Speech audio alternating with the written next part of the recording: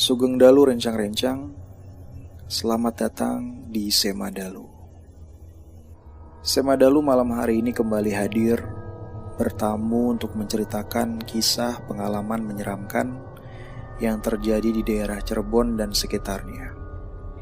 Namun sebelum kita memulai Semadalu malam hari ini, pastikan kamu sudah menekan tombol subscribe, berikan like-nya, tuliskan komentarmu, nyalakan lonceng notifikasi, dan share di sosial media kamu agar lebih banyak yang mendengarkan podcast ini. Di episode kali ini, Semadalu akan menceritakan pengalaman menyeramkan yang dialami oleh seorang narasumber bernama Opik yang dia alami sekitar tahun 2012. Pada saat itu, Opik bekerja di salah satu waralaba besar di Indonesia, minimarket yang banyak sekali cabangnya, hampir di setiap daerah ada, dan Opik bekerja di bagian development yang bertugas untuk membantu proses opening store atau pembukaan toko baru. Bagian development ini memiliki tim, dan biasanya ketika proses opening store akan ditugaskan 6-8 orang satu timnya, dan biasanya mereka pun harus sudah standby di sana selama kurang lebih 1 minggu sampai toko itu benar-benar dibuka untuk umum.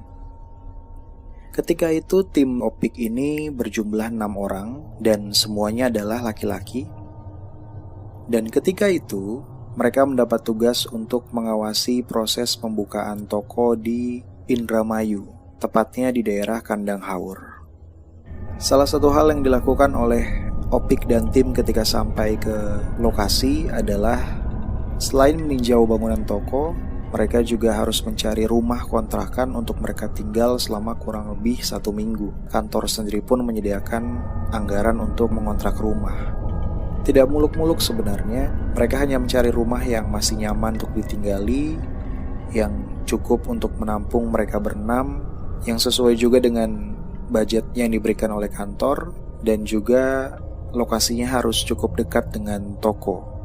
Namun setelah pencarian yang cukup panjang, mereka tidak bisa menemukan rumah kontrakan yang sangat dekat dengan toko, sampai akhirnya mereka menemukan satu rumah yang tidak bisa dibilang besar, tapi cukup untuk mereka berenam, sesuai juga dengan budget yang diberikan oleh kantor, namun sayangnya tidak terlalu dekat dengan toko.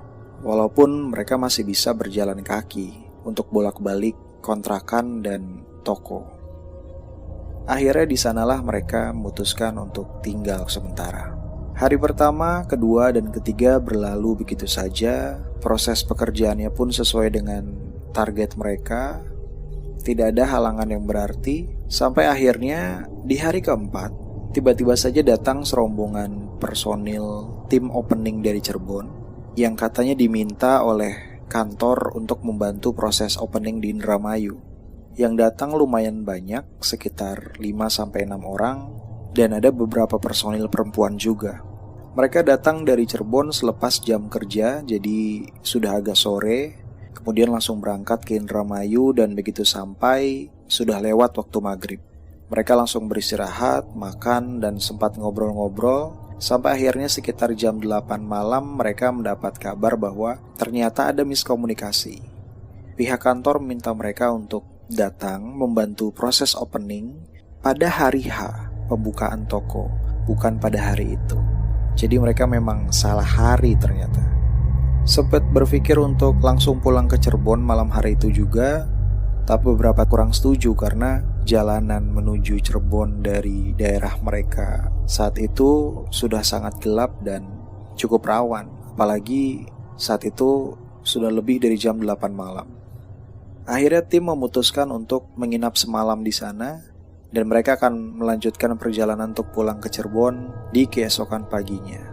Tim yang datang dari Cirebon ditemani oleh 2 orang tim inti, yaitu timnya Opik ya, memutuskan untuk tidur di toko. Sementara 4 orang tim inti lainnya termasuk Opik akan mengantar tim dari Cirebon yang perempuan tidur di kontrakan. Karena jelas mereka tidak tega membiarkan perempuan ini tidur di toko. Setelah mengantar ke kontrakan, 4 orang tim inti termasuk Opik ini sekalian mengambil pakaian ganti, lalu sempat mandi juga, lantas berjalan balik ke arah toko. Namun entah apa yang terlintas di benak mereka, karena memang jarak kontrakan dan toko sendiri yang lumayan jauh ditempuh dengan berjalan kaki, mereka merasa agak malas untuk kembali ke toko. Akhirnya salah seorang dari mereka memberikan ide untuk menginap di musola atau masjid terdekat. Akhirnya semua setuju, lalu mereka berjalan mencari musola di daerah sekitar kontrakan.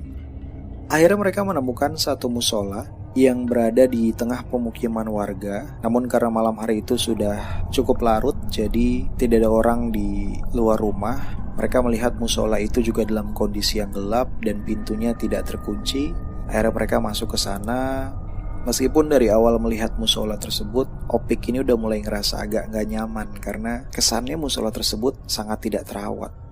Mereka masuk ke dalam musola dan sebagian langsung menuju ke bagian depan musola, ke tempat imam. Karena memang biasanya di sana tersedia colokan listrik karena mereka ingin mengecas HP mereka. Setelah handphone mereka sudah tersambung ke colokan, mereka mencari-cari stop kontak dan ketika ketemu dan dicoba dinyalakan, ternyata stop kontak tersebut tidak berfungsi. Lampu tetap gelap, padahal aliran listriknya memang ada, buktinya mereka bisa mengecas handphone mereka. Sepertinya bola lampunya yang putus. Akhirnya karena mereka pikir ya sudahlah, memang mereka juga ingin langsung tidur, jadi 2 orang teman Opik ini langsung berbaring dan mencoba untuk tidur. Sementara Opik dan 1 orang temannya masih sibuk bermain handphone. Sekitar setengah jam kemudian, kedua orang teman Opik sudah tertidur, sementara Opik dan 1 temannya lagi masih terjaga karena memang suasana di musola itu sejujurnya kurang nyaman buat Opik. Karena sangat gerah, banyak nyamuk, dan lagi kondisinya gelap. Jadi Opik agak susah melihat kondisi sekitar. Mereka berdua lalu ngobrol-ngobrol membahas kondisi musola tersebut. Mereka sepakat sepertinya ini memang musola yang jarang digunakan atau bahkan tidak digunakan sama sekali karena kondisinya memang terlihat seperti tidak terawat. Dan karena penasaran, akhirnya Opik memberikan ide, yuk kita lihat-lihat kondisi sekitar musola katanya. Temannya setuju, lalu mereka melihat-lihat tempat wudhu yang ternyata memang sudah tidak digunakan lama karena terlihat banyak kerak dan lumut di mana-mana dan kondisinya sangat kering. Lalu mereka juga mengecek toiletnya yang ternyata baknya sangat kotor dan hitam karena jamur. Ada kubangan air di sana, tapi kubangannya pun sangat hitam dan kotor. Beberapa sudut juga terlihat berdebu. Tapi beruntungnya ketika mereka kembali masuk ke dalam musola, mereka melihat ada kipas angin di sana, terpasang persis di langit-langit di area tengah musola. Mereka mencari stop kontaknya dan ternyata kipas angin tersebut masih bisa berfungsi. Ya seenggaknya kipas angin ini bisa ngilangin gerah, kata Opik. Akhirnya Opik dan temannya memutuskan untuk tidur di area tengah musola. Mungkin itu daerah syaf perempuan kali ya. Mereka membaringkan diri di sana berdua, sementara 2 orang temannya yang sudah tertidur masih ada di area depan musola di dekat tempat imam. Tidak lama akhirnya Opik dan juga temannya mulai bisa tertidur. Namun sekitar pukul 12:30 malam, Opik terbangun. Entah apa yang membuatnya terbangun. Dia melihat di sampingnya temannya masih tertidur pulas.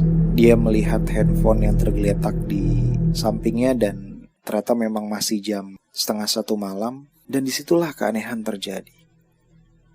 Entah dari mana asalnya, Opik mencium sesuatu yang aneh. Aroma tanah yang lembab disertai aroma-aroma busuk dan anyir dari sesuatu yang sepertinya sudah berusia lama atau sudah lapuk.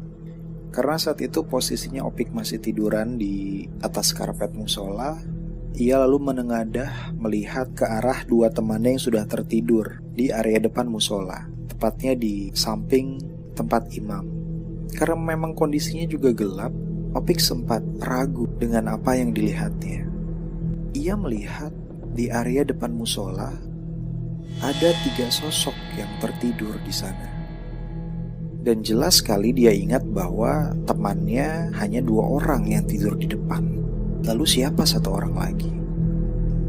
Saat masih memikirkan itu, samar-samar Opik melihat salah satu sosok yang tadinya tertidur di area depan musola itu bergerak duduk. Dan dengan cahaya seadanya juga, Opik bisa melihat bahwa sosok tersebut ternyata menggunakan kain yang berwarna coklat dan kotor. Entah itu aslinya mungkin putih, tapi yang jelas Opik melihat warnanya sudah kecoklatan, terlihat lapuk, usang, dan kotor di banyak bagian. Saat itulah Opik sadar bahwa sosok yang sedang bergerak duduk itu sesungguhnya terbalut kain kafan. Opik seketika terpaku, tidak bisa bergerak. Ia hanya bisa melihat sosok tersebut bergerak duduk, memalingkan wajahnya ke Opik. Dan ketika mata mereka bertatapan, tanpa diduga, sosok itu seperti menyambar persis di depan muka Opik. Opik menceritakan ini sambil bersumpah bahwa yang dia lihat adalah hal paling menyeramkan yang pernah ia lihat dalam hidupnya. Sosok wajah tanpa batang hidung, hanya terlihat ada 2 rongga hitam di sana dengan mata merah terbelalak. Wajahnya terlihat kotor dengan banyak bekas luka, bopeng, dan darah. Serta yang paling menarik perhatian Opik adalah giginya yang sangat panjang, seolah-olah bahkan mulutnya tidak mampu menampung giginya yang saling bertaut, yang terlihat runcing dan berwarna kuning, seperti bukan gigi manusia pada umumnya. Bahkan ketika sosok itu ada di depan muka Opik yang jaraknya tidak lebih dari 20 cm, Opik bisa mendengar gigi sosok tersebut saling bergesekan dan mengeluarkan bunyi gemeretuk yang mengerikan. Opik seperti mendapatkan serangan jantung. Ia langsung terlonjak bangun, dan ketika ia menoleh lagi ke belakang, dilihatnya sosok itu sudah lenyap. Hanya sepersekian detik dari waktu Opik bertatapan dengan wajah itu, ia langsung membangunkan teman yang ada di sampingnya dan kedua teman yang lainnya. Seperti orang panik, ia mengajak semua teman untuk segera keluar dari musola itu. Nanti saya jelasin di luar katanya. Begitu sudah keluar dari musola, Opik merasa sangat lega. Dengan berjalan cepat mereka menuju ke arah kontrakan, dan sampainya di teras kontrakan mereka duduk di sana dan Opik menceritakan semua yang terjadi. Akhirnya mereka pun memutuskan untuk tidur di teras kontrakan sampai pagi tiba. Opik dan temannya akhirnya terbangun karena mendengar suara azan subuh. Ia lalu mengajak temannya itu untuk sama-sama mengecek apakah musola itu benar-benar dipakai atau tidak. Dan ketika mereka lewat sana lagi, ternyata memang musolanya tidak digunakan. Setelah sholat subuh lalu mereka mencari sarapan dan iseng-iseng mereka bertanya sama ibu warung, "Bu, kalau musola itu sebenarnya dipakai gak ya?" "Oh, musola itu memang udah lama gak dipakai untuk sholat," katanya. "Tapi masih sering dipakai untuk madrasah atau ngaji anak-anak setiap sore." Dan pada saat itulah Opik dan temannya sadar bahwa mereka malam hari itu memang sedang sangat sial. Meskipun sampai sekarang Opik masih sering bertanya-tanya, siapa sosok itu?